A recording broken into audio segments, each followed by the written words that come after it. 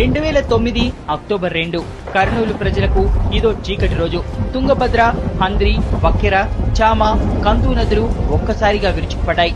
ఇళ్లు వాకిళ్లు ఏకమయ్యాయి. కర్నూలుతో పాటు చుట్టుపక్కల పల్లెలను వరదలు ముంచెత్తాయి. జలప్రళయానికి ప్రాణాలు అరచేతిలో పెట్టుకుని చెట్టుకొకరు పుట్టకొకరు పారిపోయారు జనం. జిల్లాలోని వాగులు వంకలు పొంగి పొర్లుతున్నాయి. వరద ఉధృతికి జనజీవనం అస్తవ్యస్తమైంది. వేలాది ఎకరాల్లో పంటలు నీట మునిగాయి. అనేక ప్రాంతాల్లో భారీ వృక్షాలు, విద్యుత్ స్తంభాలు కూలిపోవడంతో రాకపోకలు స్తంభించాయి. విద్యుత్ లైన్ కట్ కావడంతో ప్రజలు అంధకారంలో ఉన్నారు.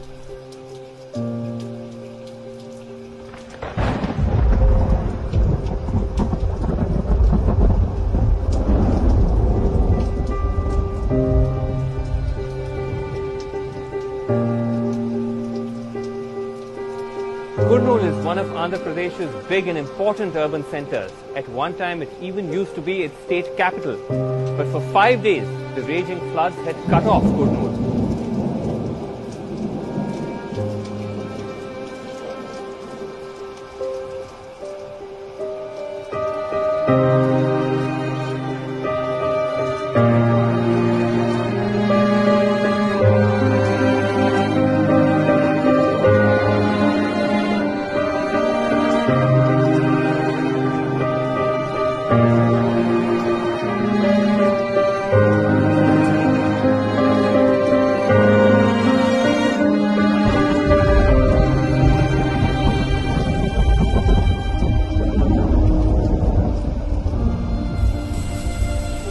కర్నూలులో మునిగిపోయిన ప్రాంతాల్లో నీరు తగ్గుముఖం పట్టినా అక్కడి ప్రజల బాధలు మాత్రం వర్ణనాతీతం.